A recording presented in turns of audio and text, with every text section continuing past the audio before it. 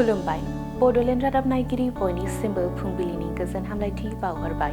दिनै 12 जानुवारि 2025 इं मायथाइनि सानसेनि फान्जामुथियाव थानाय राशिफोरखौ फरायथिनो लाबाय। मेष राशि जोबोद गोरलैयैनो गोसो बायगोन, गुबुननि खोथायाव फैगोन, मावनांगौ खामानिखौ मावफुंनो हानाय नङा।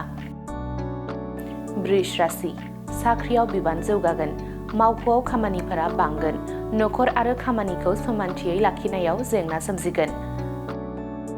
मिथुन राशि मावनो लानाय खामानिफोराव हेंथा नुजाथिगोन, आगान सुरब्लाबो थांखि फारसे सौहैनाय नङा, गोसो मेलेम मेंग्लिगोन। कर्कट राशि इसोरखौ सिबिनाय गैयै जालांगोन, देहायाव बायदि जालु जाला जानो हागौ, साना गोब्राबै बारगोन। सिंह राशि सिगां समाव मावनाय गोरोन्थिखौ गोसोखांनानै गोसोआ गिखांगोन, मावनो दांनो गोसो जानाय नङा, जेंना गोनां सान।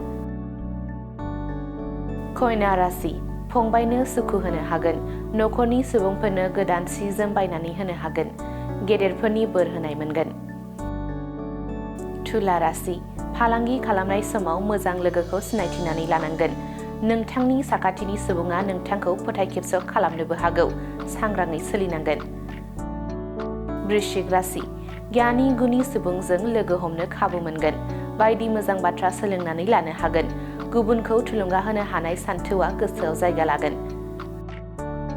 धनु राशि सिगाङाव मावनाय दायनि थाखाय साजा मोनगोन, गुबुनजों नेवसिजागोन, गावनि फारसे लाजिखांनाय मोनगोन।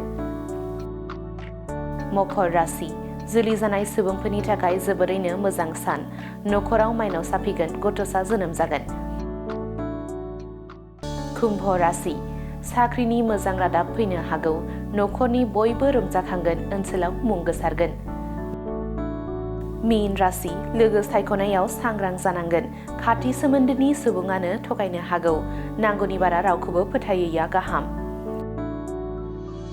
दिनैनि राशि फरायथिनाया एसेनोसै। बेजों लोगोसेनो दिनैनि साना बुहुमनि साफ्रोमबो सुबुंफोरनि थाखाय गाहाम जाथों, बेनि थाखाय बड'लेण्ड रादाब नखरनि जानानै इसोरनि खाथियाव आरज गाबनाय थाबाय। गोजोन्थों।